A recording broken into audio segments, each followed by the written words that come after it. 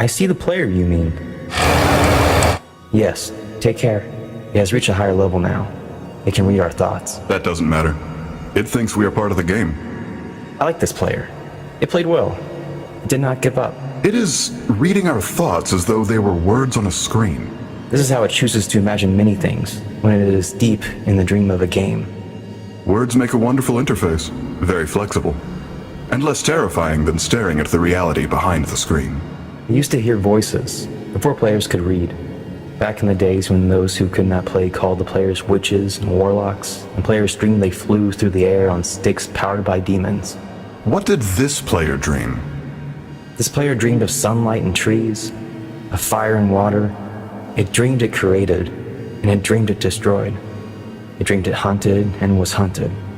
It dreamed of shelter. The original interface, 1,000,000 years old and it still works. But what true structure did this player create in the reality behind the screen?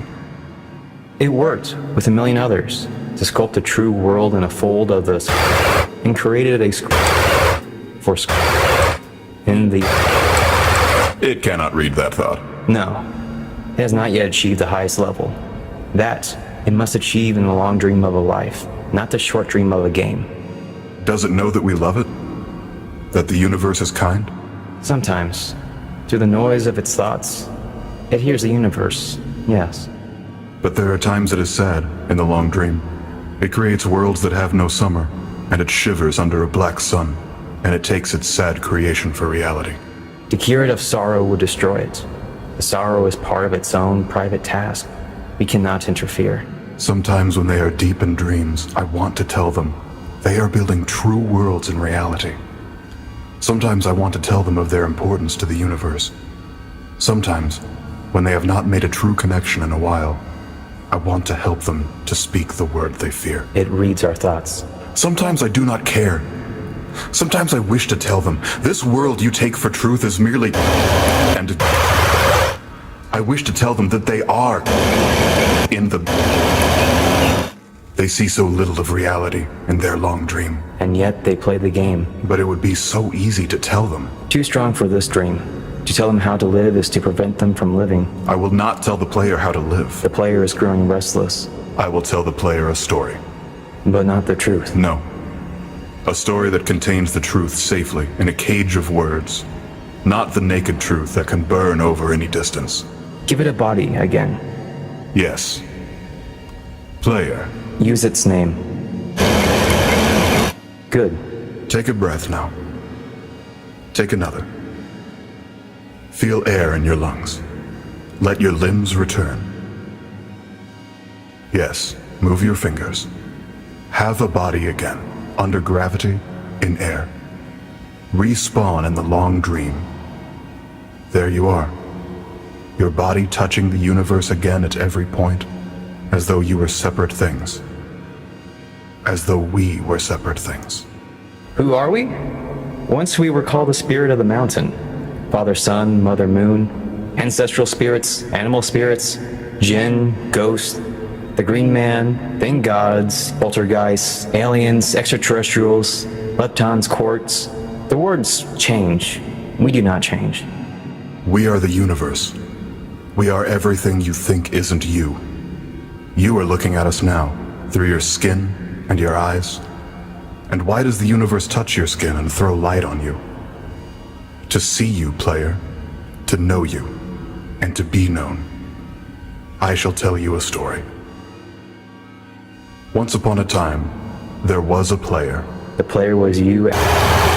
Sometimes it thought itself human, on the thin crust of a spinning globe of molten rock. The ball of molten rock circled a ball of blazing gas that was 330,000 times more massive than it. They were so far apart that light took 8 minutes to cross the gap. The light was information from a star, and it could burn your skin from 150 million kilometers away. Sometimes the player dreamed it was a miner, on the surface of a world that was flat and infinite. The sun was a square of white. The days were short, there was much to do, and death was a temporary inconvenience. Sometimes the player dreamed it was lost in a story. Sometimes the player dreamed it was other things and other places. Sometimes these dreams were disturbing, sometimes very beautiful indeed. Sometimes the player woke from one dream into another, then woke from that into a third. Sometimes the player dreamed it watched words on a screen. Let's go back. The atoms of the player were scattered in the grass, in the rivers, in the air, in the ground. A woman gathered the atoms. She drank and ate and inhaled, and the woman assembled the player in her body. And the player awoke from the warm, dark world of its mother's body into the long dream. And the player was a new story, never told before, written in letters of DNA. And the player was a new program, never run before, generated by a source code 1 billion years old. And the player was a new human, never alive before, made from nothing but milk and love. You are the player, the story, the program, the human, made from nothing but milk and love. Let's go further back. The 7 billion atoms of the player's body were created long before this game, in the heart of a star. So the player too is information from a star. And the player moves through a story, which is a forest of information planted by a man called on a flat, infinite world created by a man called that exists inside a small, private world created by the player who inhabits a universe created by... Shh. Sometimes the player created a small, private world that was soft and warm and simple, sometimes hard and cold and complicated.